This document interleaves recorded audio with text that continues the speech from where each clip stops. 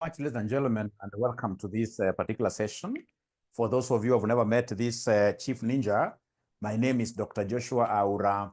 I teach at RCM. Yeah, I teach at RCM many papers. Yeah, I teach financial reporting, advanced financial reporting, financial management, advanced financial management, business data analytics, and of course, most of you must have watched my videos where I'm covering some subjects like auditing and assurance, advanced auditing and assurance. I also run one of the most successful audit companies, audit firms in Nairobi at Westlands. If you go to Westlands at Haven's Court, it's called Haven Court,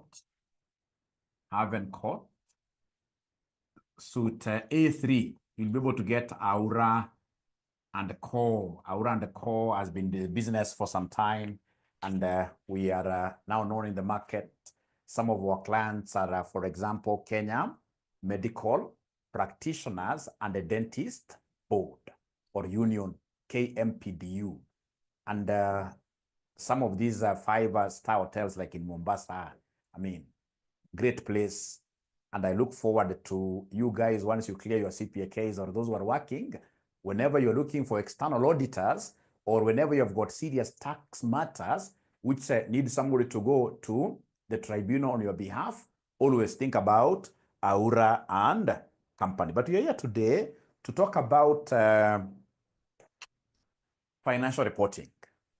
Financial reporting and advanced financial reporting, there is no way, ladies and gentlemen, you'll be able to do very well in the industry if you are not good with standards.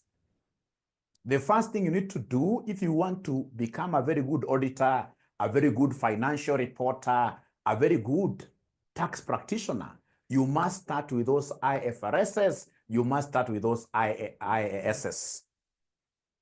It's in that regard that I would want us to revise a few questions which will be able to help us to understand these IFRSs, and I would want us to revise the questions that were done last semester, December 2024.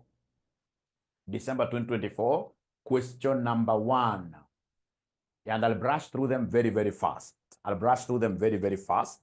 Last semester's exam was the easiest exam that I've ever seen. This was a straightforward exam. Both theory questions were easy, and the quantitative questions were really, really easy. All right, and I'll be able to demonstrate within 30 minutes. We should be able to clear the theory. So we are told here with reference to the International Financial Reporting, IFRS 9, which talks about financial instruments, recognition and measurement, explain the following ways of measuring financial assets that are investments in debt securities. Now, please, ladies and gentlemen, listen and listen to me very well. We have a standard called IFRS 9. IFRS 9, which is what here? Financial instruments. Now, as you'll be able to see, a financial instrument is a hedging tool. It is a tool that we use to hedge against what here? Risks. Against risks. And some of these particular instruments that we shall be using to hedge ourselves as a firm against risks will be, for example, bonds. So as RCM college, given that we are really now a big college, we need to start analyzing our risks. And when we realize, for example, that we have taken so much of bank loans, right? And we realize, hey, what if in this case here we are a listed company? Instead of relying on bank loans, why don't we issue bonds? Why don't we issue bonds? Please listen. Why don't we issue bonds?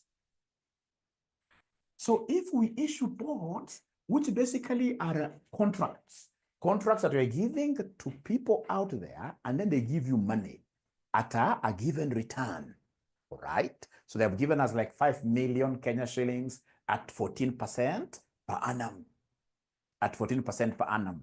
So we are bonded to them for a number of what year? A number of years. Now, IFRS 9, given that this will be like not to like, but it will be a financial liability. We are required in this case here to do what here? We are required in this case here to be paying these people back. So the people who have given us, who have taken these bonds from us, who have given us money, they will be taking this as a financial asset.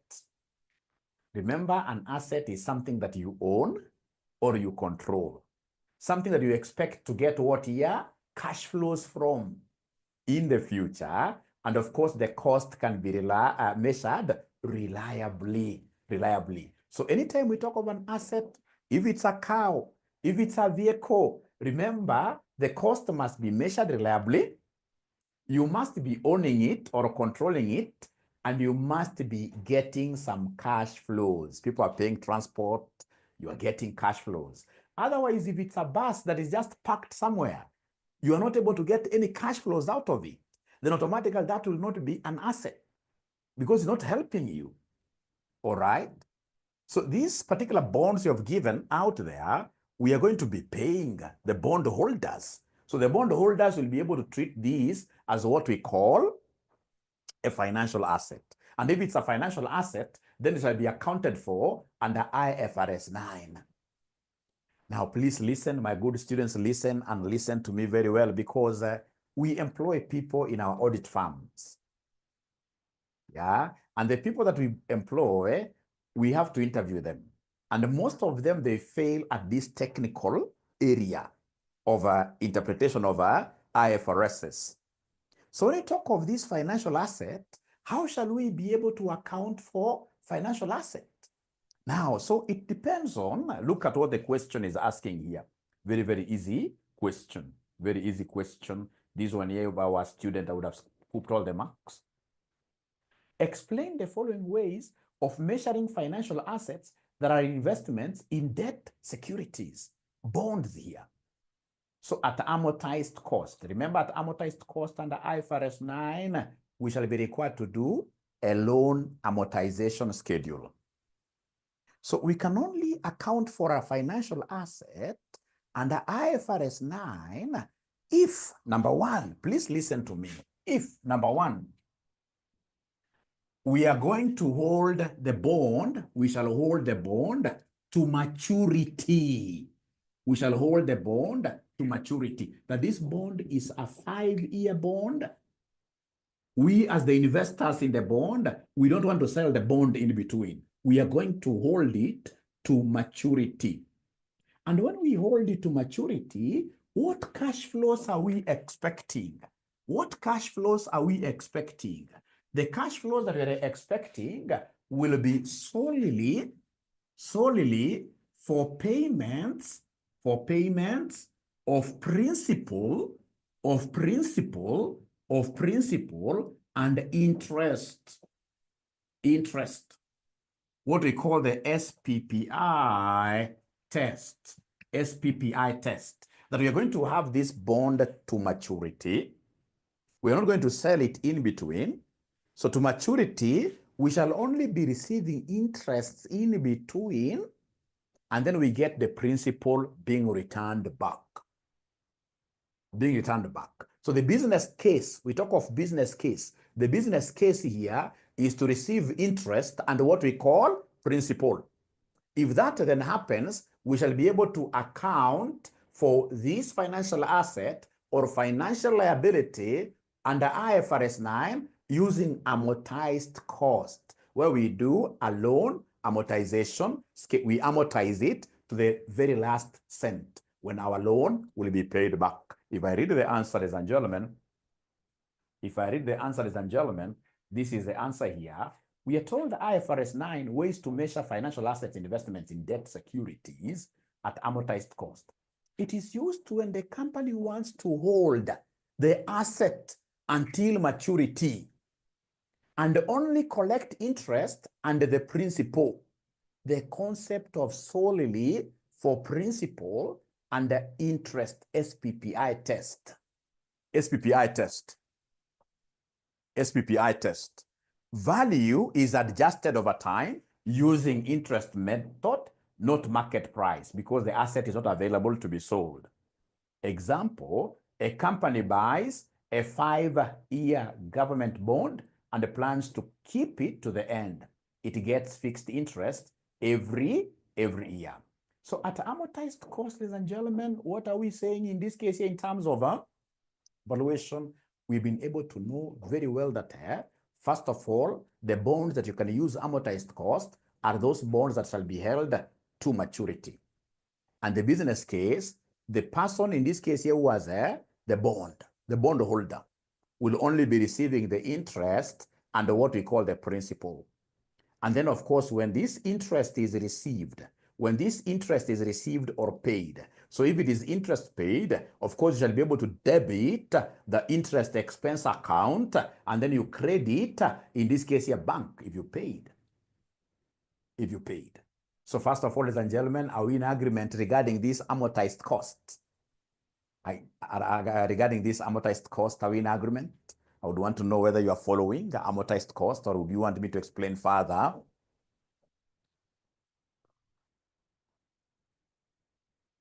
Please talk to me. If you want me to explain further, here I am. The Chief Ninja will be able to explain. Because these are things that you have been able to handle practically. You've been able to handle practically. All right.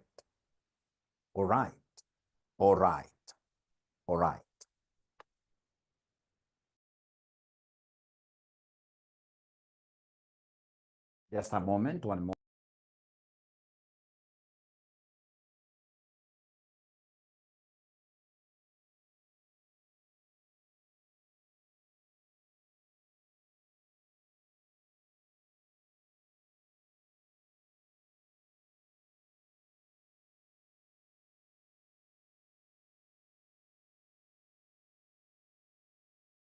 Sorry for that.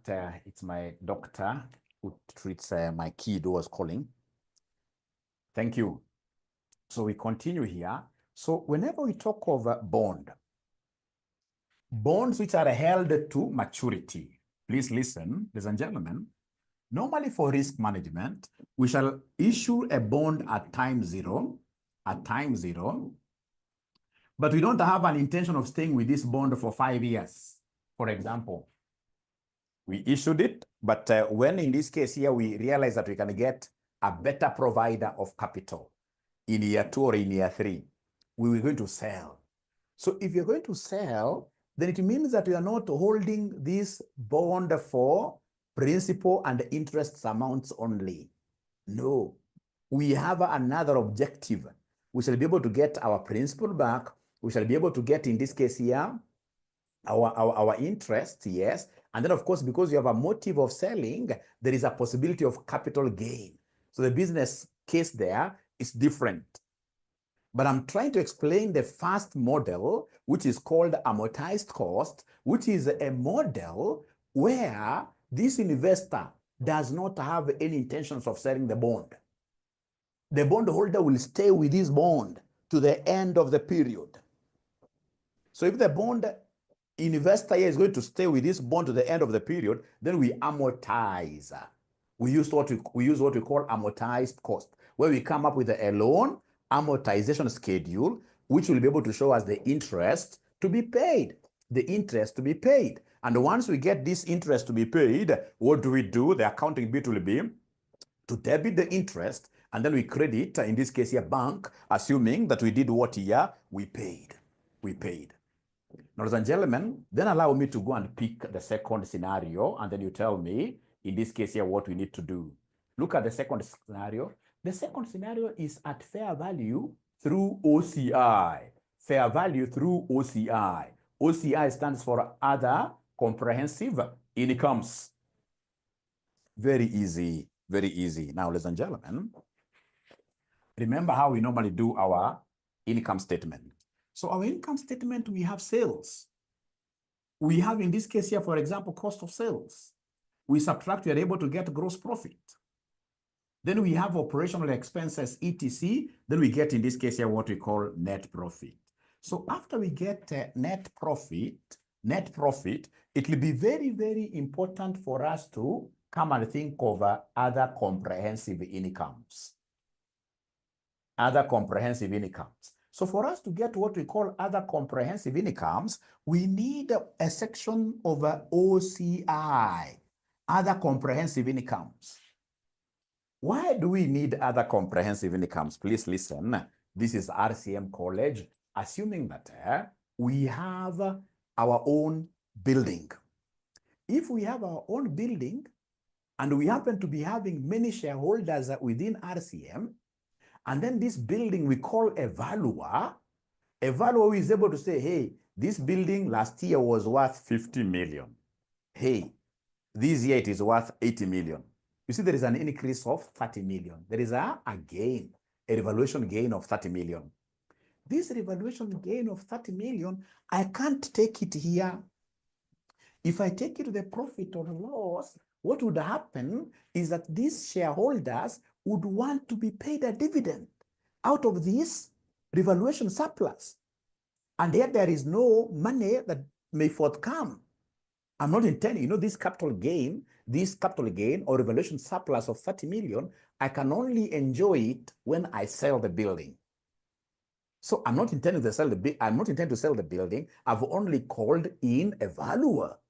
And if I've called in a valuer and the valuer has been able to tell me, hey, now this building of yours has appreciated, there is no problem. But what I can't do is to take this appreciated amount of 30 million and put it in the profit and loss. That will be very, very wrong in terms of accounting, because the shareholders, out of this net profit, they will demand to get dividends. And that is why we say for these long-term assets, assets that you are holding on to, without an intention of selling them in the near future, or you have tried in this case even to sell them, but you're not able to get a market easily, then their revaluation surpluses will go to what we call other comprehensive incomes. Other comprehensive incomes. So the same is applicable with these bonds. So whenever we talk of bonds, ladies and gentlemen, we must be able to appreciate this. Look at this. Fair value through OCI. It is used when the company plans to collect interest, but we are not so sure of, but might sell the asset before maturity. So of course, the interest will go to the profit and loss account. The value changes will go to other comprehensive incomes. The value changes, the interest. Ladies and gentlemen, please listen and listen and listen and listen to me very well. I'm a bond holder. This bond holder, I'm not so sure that I will be able to have it till maturity. I may sell it anytime, but I'm not so certain that I'm going to sell it like this year. And then we have in this case here a valuer. So this interest for the years that I will be having this bond, if it's a 5-year bond. So we have in this case here, year 1, year 2. So perhaps I get interest 1 here, I get interest 2 here. In year 3, I think of what here? Bringing in a valuer. I bring in a valuer to come and do what here? Value this bond. So assuming that this bond, ladies and gentlemen, in this case here was worth 10 before the valuer came on board. And with the valuer coming on board, now it's worth 15. Meaning that there is a value increase of 5. Value increase of 5. Now, please, my students, listen and listen to me very well. This is just but a value increase. I have not yet sold this bond. So what then this would mean, in accordance with IFRS 9, I should be able to come and debit my income statement with the interests here. All right. And then, of course, I credit bank because I'm paying.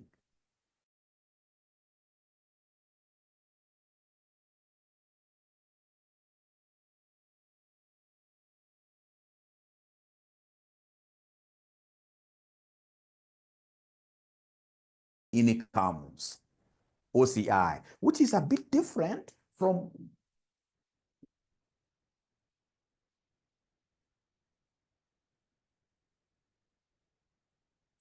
this from and 3, where we have a fair value through P&L. Through P&L, now these are those assets that you're able to sell quite fast.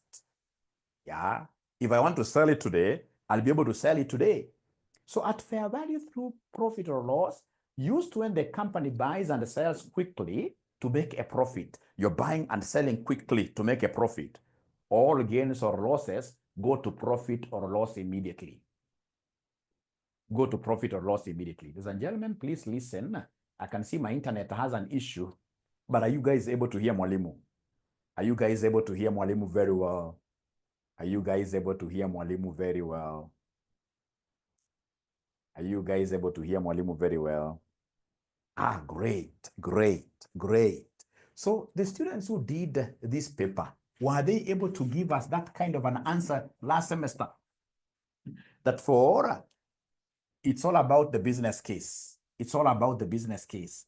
For those bonds or debt instruments that are unable to sell quickly, if you are able to sell quickly, take everything to P&L.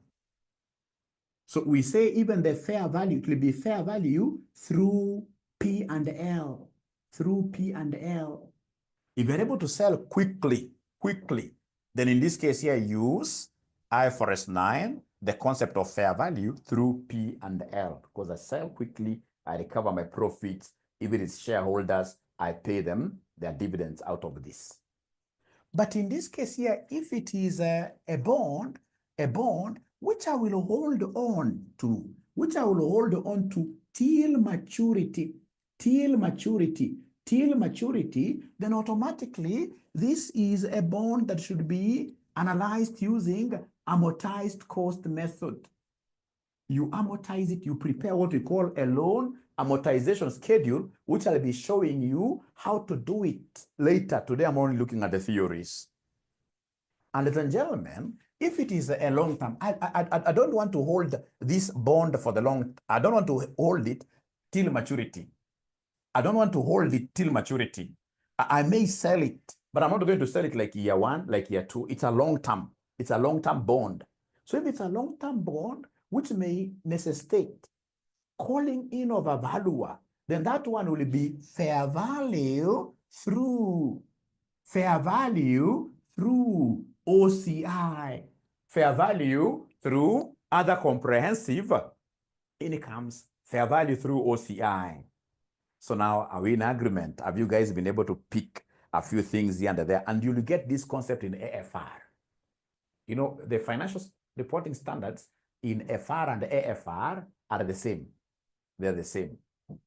They're the same. Actually, most of the things, students understand them better when they are in AFR. So have you guys been able to get something now out of this which can help us in future, in answering future exams?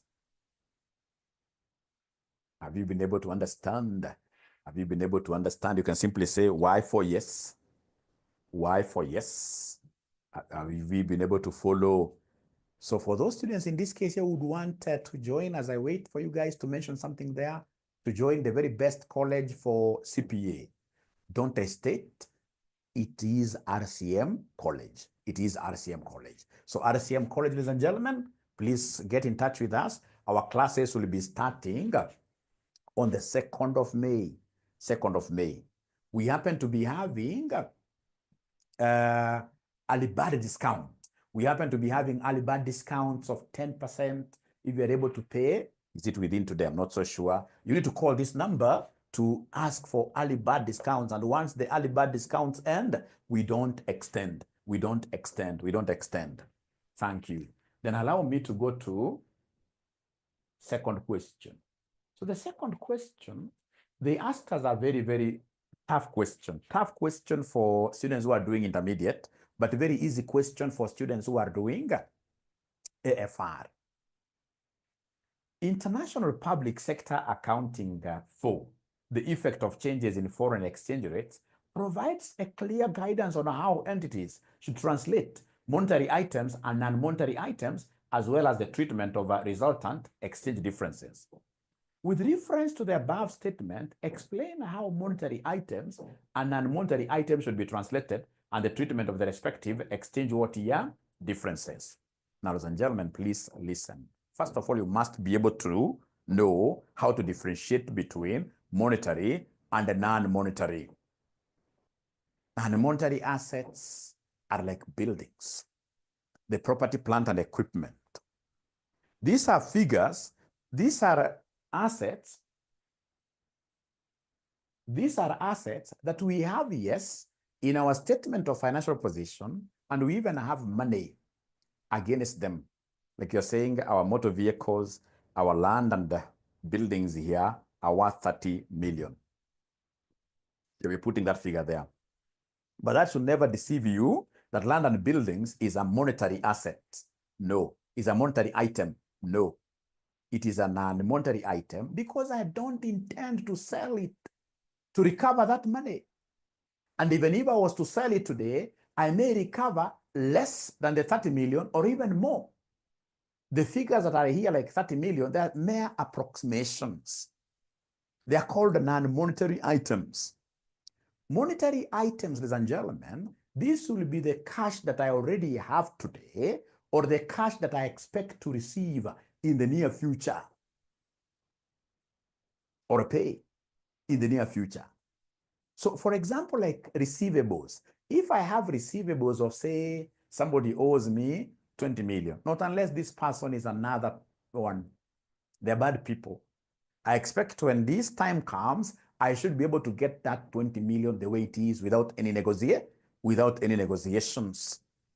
So first of all, you need to appreciate the difference between monetary and non-monetary. So for us to be able to understand this very well, you'll allow me to read this just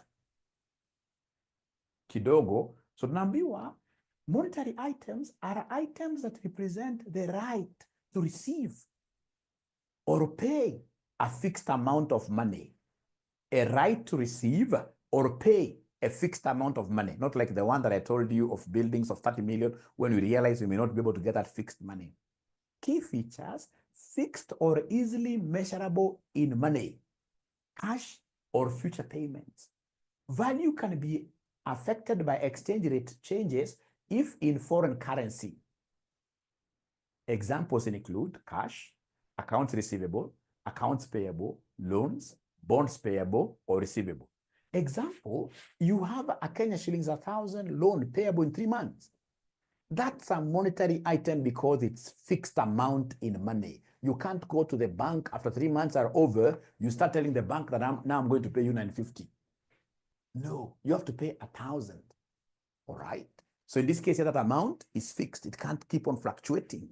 How about the amounts we expect in this case here from our buildings? That building, of course, we expect, ladies and gentlemen, the figures here to keep on doing what here fluctuating depending on the valuation. Depending on the valuation. Now listen. Listen. So we are told here non-monetary, these are items that do not involve fixed monetary amounts. Their value can change based on market conditions. Like usage, like when I'm using this particular vehicle, it's depreciating. All right. Usage or age. Key features, not settled in cash directly. Their value is usually not directly affected by exchange rates. Examples, property, plant and equipment, inventory, intangible assets, all that. Now, gains or losses, the question now that the examiner asked you, gains or losses on translations. Monetary items, these are items like cash, loan, payables, receivables, money-based. Translate using the rate at reporting date. During this translation of foreign branches, foreign subsidiary, all monetary items shall always be translated at the closing rate or the rate which exists at the reporting date. Any exchange gain or loss will always go to the P&L. For monetary items, any exchange gain or loss shall always go to the P&L. Always go to the P&L. So key things you're learning there, ladies and gentlemen, whenever you're translating. If, for example, you have a parent company, and then you have, in this case here, a subsidiary which is based in Ethiopia, where they're making use of the birr. So here we have Kenya shilling because the parent is based in Kenya. There are those monetary items like receivables. So like receivable, maybe this could be 10 million. This could be like 30 million, all right? But you see, for consolidation, at the end of the day, you will need to translate this amount because it's in bills. You have to translate it. And you're saying that for us to translate this amount, we shall be using the reporting date, the end of the year rate. So you have what was reported in this year vis-a-vis what was reported at the end of last year. If there are any gains or losses, they shall fully be transferred to the P and L, fully. So any monetary item, whenever it comes to translations for purposes of consolidations, whenever we have many rates, will be given like historical rate, will be given average rate, will be given what we call closing rate. Those monetary items, we shall always use closing rate or the rate at the reporting date. And once in this case you do the translations, and then you realize that there is an exchange gain or an exchange loss, you shall be able, ladies and gentlemen, to book losses or gains in the P&L. But now remember, if you have got non-monetary items, ladies and gentlemen, are items like buildings. So buildings, basically you look at, when you were buying this building, what was the rate that was existing then? What we call the historical rate.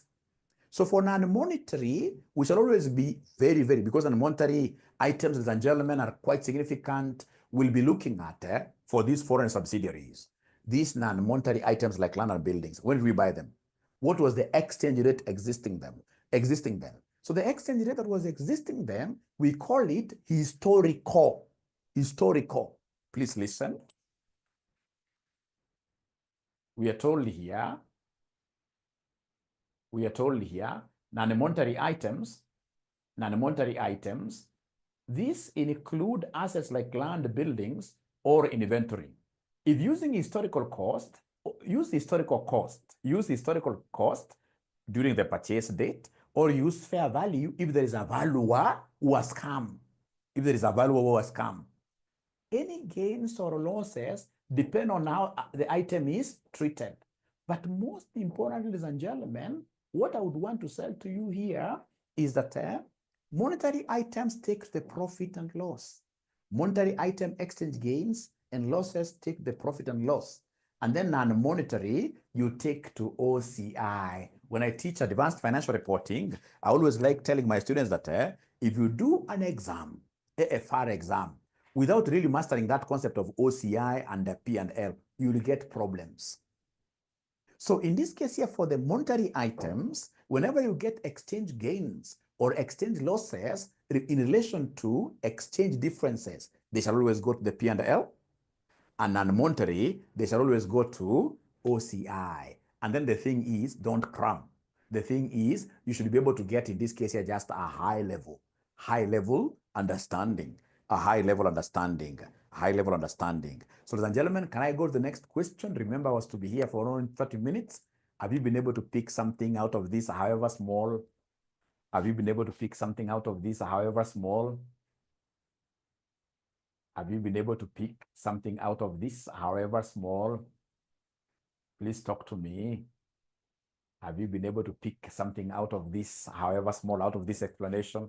However small, you can say Y for yes, because you are here to build each other. Yes, and I can see Sir Charles saying there that our students are able to get HELB loans. Yeah, our students are able to get HELB loans if you're willing to. Yeah, I will be able to send. Yes, I'll be able to send.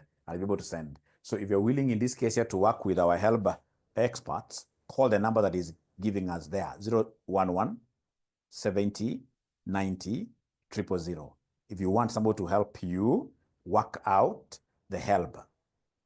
Yeah, if you want this higher education loan board, then you can talk to us. We'll be able to help you out with how you're going to handle that.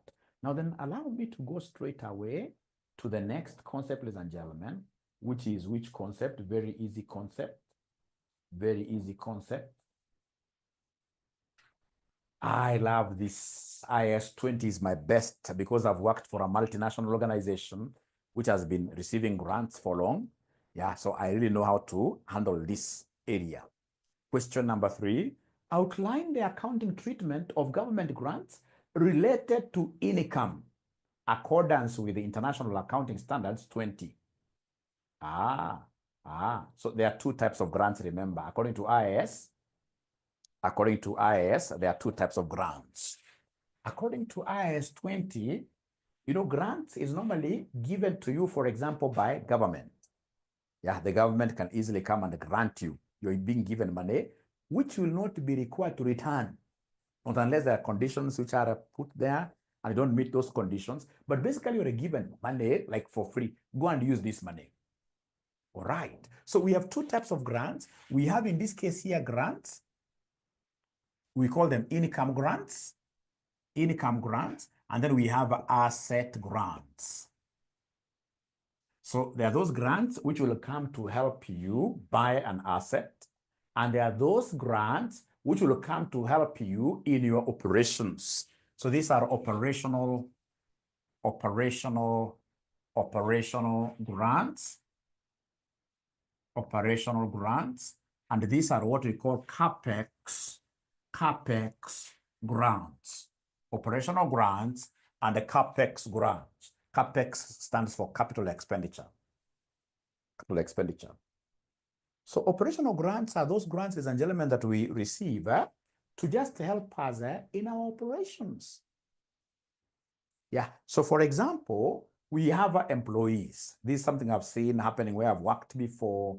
So we have employees. These employees are supposed to be very productive. Then we have a donor who tells us that, hey, we are giving you this grant for employee training to enable them, in this case here, improve on their productivity. So for them to improve on their productivity, ladies and gentlemen, that's not an asset we are buying. That's an operational expenditure. And the IAS 20 is very, very clear on this. I love IAS 20. It's very, very clear on this. If it is an operational grant, otherwise, which we also call an income grant, there are two things. So you'll come here under your statement of income and surpluses, you will have an income. So call it grant. Grant, you must elaborate. Training fees. Show the figure, maybe 10 million. Show the figure as an income to you. You show the figure as an income to you. There are two ways. You could either show it here or in your expenses. In your expenses, where you have the training cost, perhaps in the whole year it took you 20 million to train your staff, but you were given some grant by government. So the government, for example, gave you a grant of 10. So then I'll be able to report a reduced training cost because this burden was lessened for me. So there are two ways. Either you show it as a separate income here, or you go to the particular expense, here and deduct it. That is what we call IAS 20. And if you allow me, I'll be able to read here.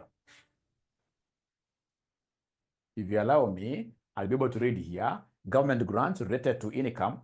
These are grants given to support a business's income or operations. They are spread out and recognized in the same period as the related expense. Can be shown as other incomes, or reducing the related expense. Can be shown as other incomes or reducing the related expense. Example, a training grant of Kenya shillings 100,000 is received. If training costs are Kenya shillings 100,000, the grant cancels out the expense or showed as an income. I love that. That in this period, we had a training expense over 100,000. But out of these 100,000, it is a benefactor. Somebody came and they gave us this money as a grant given to us. And they gave us exactly what we needed to cover the entire training. So then we should be able to come and say minus 100,000, all right, which cancels the whole. Alternatively, you can come, ladies and gentlemen, here, don't deduct this. IAS 20 gives us the two options. Don't deduct that 100,000 there. Come and capture it here under incomes, under what we call other incomes. Just come and have what we call a grant, which in this case is training cost of 100,000. And simply because you have this training cost as an expense here, then when you deduct here, you're going to get a zero. You're going to get a zero. That is as good as doing what we call cancellation. So whenever it is an income or operational grant, ladies and gentlemen, what you're required to state in that question is that you shall be able to take this particular, income as a, book it as a separate income, yeah, or you go to the particular expense and deduct it. Go to the particular expense and deduct it. So if you allow me now, I'm doing the last question. We said we were supposed to be here for only 30 minutes. Yeah, so question number 5. I love this. In relation to international accounting standards, IAS 41, agriculture, explain the following. Recognition of biological assets and the measurement of biological what here? Measurement of biological assets. Measurement of biological assets. Now, ladies and gentlemen, I love IFRS. Because you see, IFRS, we basically keep on talking about what here? How do you do the initial recognition? And how do you do subsequent measurement? Anytime I hear about subsequent measurement, there are two possibilities. Cost method or fair value method. Subsequent measurement. You see, if I buy a vehicle today, initial recognition, what is the cost? Recognize it at that cost. But now moving forward, it will be net book value. So it is cost minus depreciations. We call that one the cost model. Subsequently, this vehicle, I may want in this case to call in a valuer, especially when I'm taking insurance. So if I call a valuer in, then I'll be using what we call fair value method. The same is applicable to the cows. When it comes to measurement, ladies and gentlemen, measurement, these cows, remember the agricultural assets like cows, crops, etc. Ladies and gentlemen, they normally go through what we call biological transformation. They grow. So given that they are growing, then cost method can never be an option because there is no depreciation there. It's transformation, increasing growth. So cost model can never be an option, right? So please listen as I read here very, very fast. What are we told here? We are told IAS 41, agriculture recognition. You can only recognize when you do what here? You own / control the asset, e.g. cows, crops. You know you can't recognize something which is not yours. When it is expected to bring future benefit. And then number 3, ladies and gentlemen, you can measure the value. Example, a cow that will produce milk is recognized as a biological asset. Now, you know there are animals that you can't recognize as a biological asset. There are animals you can't recognize as a biological asset. We'll be talking about this later. But one thing, and you can see this in your past papers. Often, ladies and gentlemen, you can see this in your past papers every other day. Assets can only be recognized if, in this case here, you are able to do what here? You are able to control them. Or in this case here, you do what here? You own them. Or you own them. You are able to control them, or you own them. Number 2, there must be a benefit attached to that asset. Yeah. There must be a benefit attached to the asset. There must be future cash flows. And then in this case here, you must be able to measure this particular asset reliably. Ladies and gentlemen, please listen and listen to me very well. We're discussing something very important here. We are saying measurement of biological assets, measure at fair value. Of course, if there are any cost to sell, you always subtract them. So measure at fair value, all right, less cost to sell at the reporting date, and any changes in value will go to P and L. Any changes in value will go to P and L. Example, a cow worth 50,000 last year is now worth 60,000. Last year it was worth 50,000.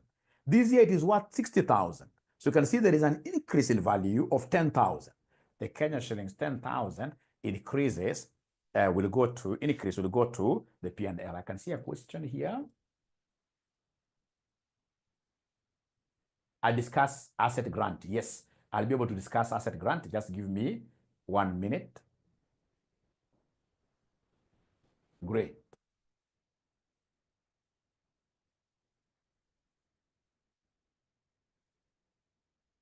Yeah, please feel free to ask questions. Just give me 1 minute. I clear this question and then I go back to asset grant. All right. Now from there, ladies and gentlemen, they're asking us to talk about IAS what year? IAS 19. IAS 19. What do they want us to talk about IAS 19? Is there somebody who knows IAS 19? IAS 19 is amongst those easiest IASs. I love IAS 19 because it talks about the future.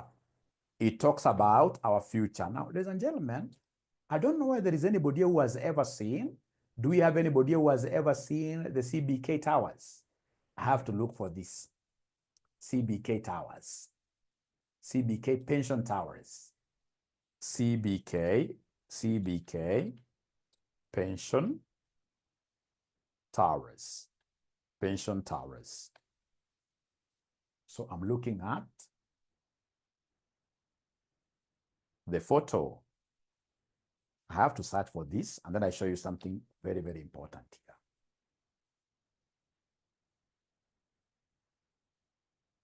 Yeah, great. Here I am.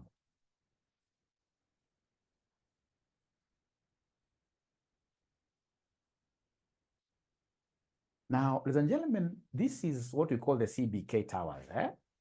You can see the inspiration.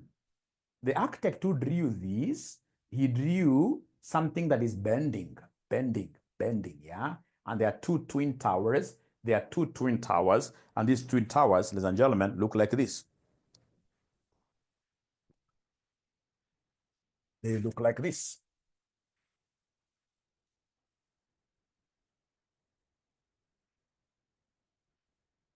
So we have a strong base. We have one tower bending like that, and then the other tower bends like that. Yeah. So this basically, and remember, these are the CBK pension towers. Pension towers. What does this mean? It means at the end of the day, it doesn't matter how strong you are walking today. You could be a tall lady who is able to walk on their high-heeled shoes very, very well. It's your age. You could be, in this case here, a very strong young man, yeah, who can even go out there and box. It's your age. Great. But whether you like it or not, when you hit age 70, you will have to bend somehow. There'll be some bending to be done. You will get old. And that is why this CBK pension towers, ladies and gentlemen, has a very, very important inspiration. Has a very, very important inspiration that try, when you are young, with all your energies, try to make your base for your future very, very strong by investing in pension today. Start by investing today. So that by the time you are bending, you'll be having something to do what year? To fall back on. When you are bending, you'll be having something to fall back on. When you are old, you'll start getting so many diseases, etc., etc. You need money to move around. You need money to move around. So then we shall be able to have two types of pension schemes. These two types of pension schemes discussed under IAS 19, ladies and gentlemen, you know them. You know them. Yeah, we have what we call defined contribution plans and defined benefit plans. Very easy.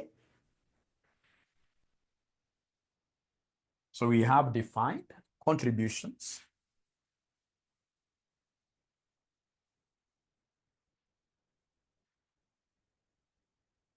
And then we have defined benefit plan.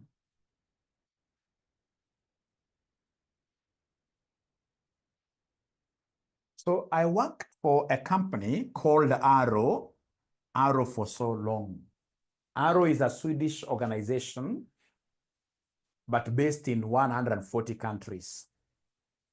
Now, some of these organizations, like now this organization, does not want their employees to suffer when they retire.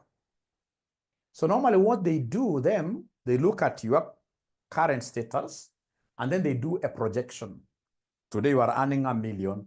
Come in this case here, I mean, when you retire, to be able to live the same lifestyle that you are in today, how much will you need to be getting on a monthly basis?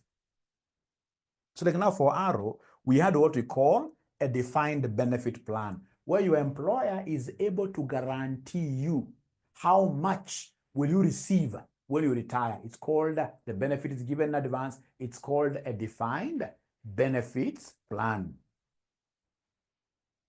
So, but this is very risky. You must be a very solid organization for you to be able to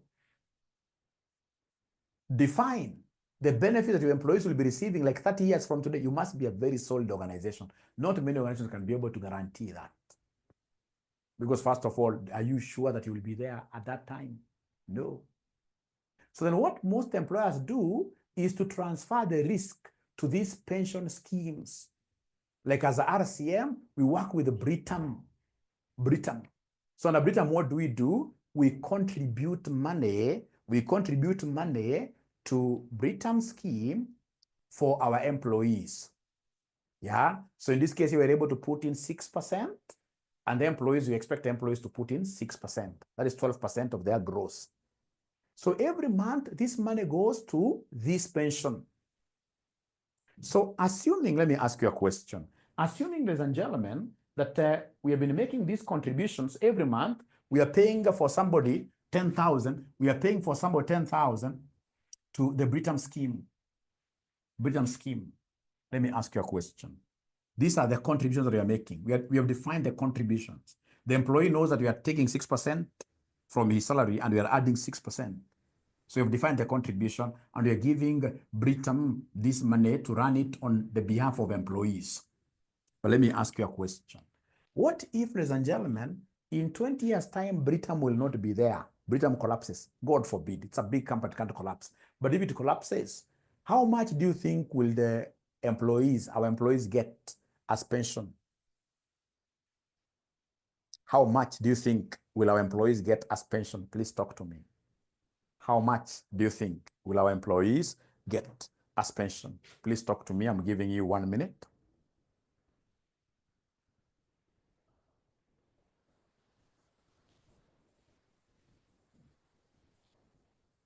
So we have been making contributions to this scheme, and the things happen. Unfortunately, the scheme has collapsed. What do you think will happen? Please talk to me.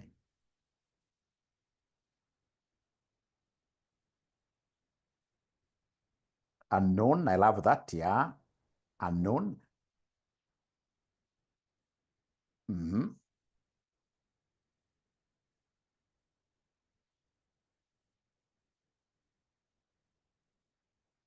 Me, I know how much they will get. I know how much they will get. I know how much they will get. Is there anybody who could be knowing how much they will get?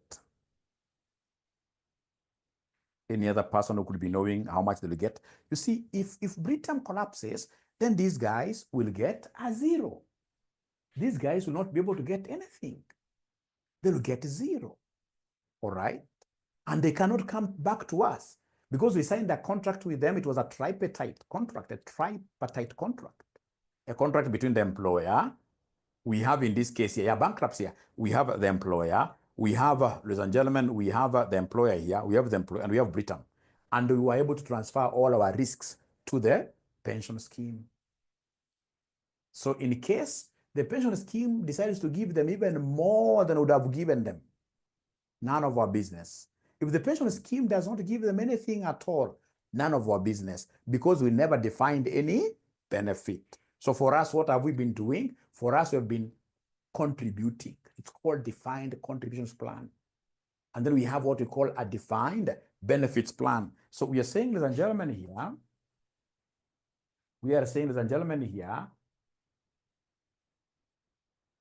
defined contribution plans, they ask us to do very simple things here.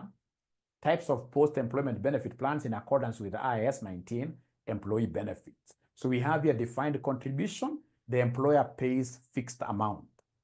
No extra promise later. Employee takes the risk. Example, the NSSF is a defined what here? Is a defined contributions plan, because we are simply contributing, ladies and gentlemen. We are simply contributing, ladies and gentlemen, so that this NSSF will be able to take care of what are these employees in the future. That's all. And then we have, ladies and gentlemen, in this case here, what we call defined benefits plans. Defined benefit plans. So under defined, the employer now, because he's rich, he's a multinational like Arrow here, is able to set a particular amount that will receive upon retirement. It's based on years worked under salary. The employer now bears the cost and what year? Bears the cost and the risk. Bears the cost and what year? Bears the cost and the risk. All right. So, ladies and gentlemen, that is the end of those questions that were done last semester by the FR students, the theory questions. I'll be doing these others later, the computational ones later. But you see, the moment you're just so good in theory, let me tell you a secret, even in financial management, advanced financial management, strive always to be very practical with your theories. The moment you're very, very good with your theories, you can never, ever go wrong. Yeah, like now this, you can see theories were about 30%. Or to be pessimistic, more than 25% you can count. Yeah. If you get 25, and then of course you need very little from the other section to be able to survive. You should never fail any KASNEB exam, because the theories are normally lifesaver. All right, somebody had asked me a question here about these asset grants. Remember now, assets, ladies and gentlemen,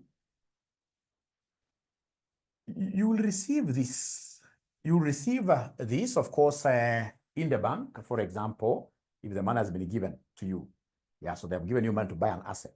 So you'll be able to receive this in your bank. And then, of course, you will credit what we call deferred income. Deferred income. Why? Because remember, this asset is coming to stay with us for a longer period, more than 1 year. Just like how we do the depreciations. So as you utilize this, we shall be crediting our deferred incomes. Then remember, we have got what we call conditional grants, etc. But these are things we shall be looking at now in the future. Otherwise, it has been a pleasure hosting you this morning. I would want to take this opportunity to welcome all of you to RCM College. RCM College is your home, is your home, is your home. So if you need, in this case here, for example, to study with us using the help loans, yes, this we shall be able to ensure that you get them. Yeah. For those of you, of course, you know, who may want internships, etc., we always help here, especially through our audit firm, Aura and Co. Aura and Co. Although I prefer somebody who has already done this IFRSs. I prefer somebody who has already done the IFRSs. When you are at your advanced level, then we can talk about internship, not immediately. When you're down there, you'll become a liability to us. Otherwise, thank you so much. I'm looking forward to teaching you this semester. Don't forget our number. Don't forget our number. Our number is 0793 555 000. I hope you enjoyed the session. Thank you and bye.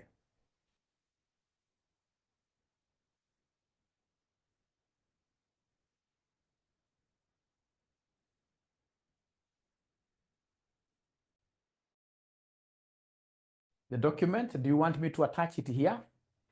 Do you want me to attach it here? Do you want me to attach it here? I can attach it here. I can attach it here very fast. Yes. I can attach it here very fast.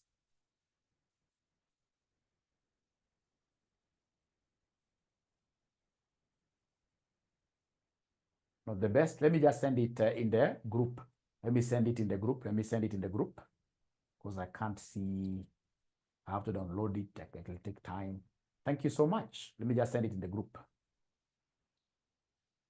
To WhatsApp, yes. All right. Okay.